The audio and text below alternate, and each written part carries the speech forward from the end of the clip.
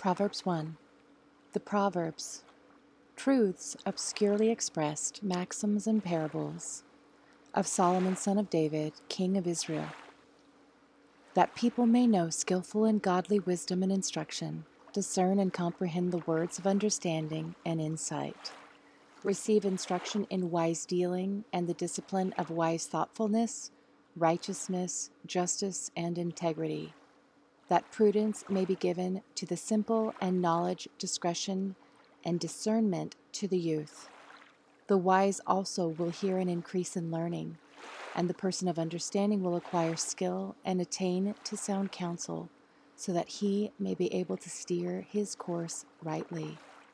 That people may understand a proverb and a figure of speech, or an enigma with its interpretation, and the words of the wise and their dark sayings or riddles. The reverent and worshipful fear of the Lord is the beginning and the principal and choice part of the knowledge, its starting point and its essence. But fools despise skillful and godly wisdom, instruction, and discipline. My son, hear the instruction of your father. Reject not, nor forsake the teaching of your mother. For they are a victor's chaplet or garland of grace upon your head, and chains and pendants of gold worn by kings for your neck. My son, if sinners entice you, do not consent. If they say, "Come with us, let us lie in wait to shed blood, let us ambush the innocent without cause, and show that his piety is in vain. Let us swallow them up alive, as does Sheol, the place of the dead, and whole as those who go down into the pit of the dead. We shall find and take all kinds of precious goods when our victims are put out of the way. We shall fill our houses with plunder. Throw in your lot with us, they insist, and be sworn brother and comrade. Let us all have one purse in common. My son, do not walk in the way with them.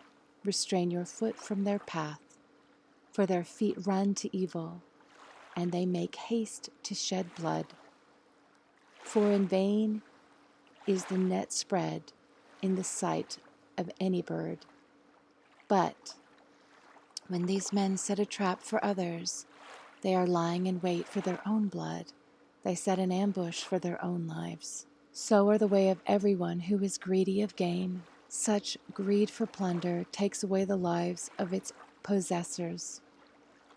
Wisdom cries aloud in the street. She raises her voice in the markets. She cries at the head of the noisy intersections, in the chief gathering places. At the entrance of the city gates she speaks. How long, O simple ones open to evil, will you love being simple? And the scoffers delight in scoffing, and self-confident fools hate knowledge.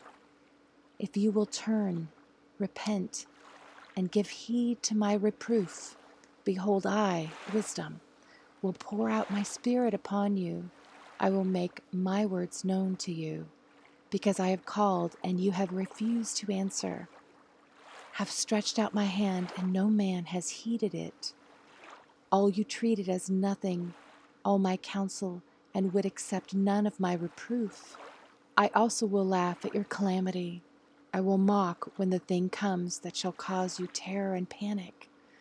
When your panic comes as a storm and desolation, and your calamity comes on as a whirlwind, when distress and anguish come upon you, then they will call upon me, wisdom, but I will not answer.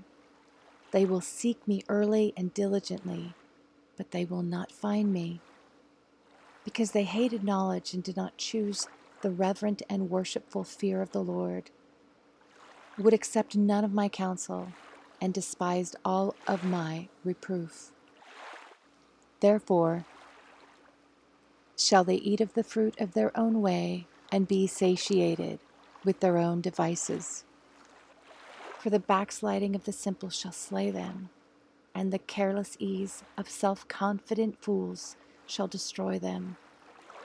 But who hearkens to me, wisdom, shall dwell securely and in confident trust, and shall be quiet without fear or dread of evil.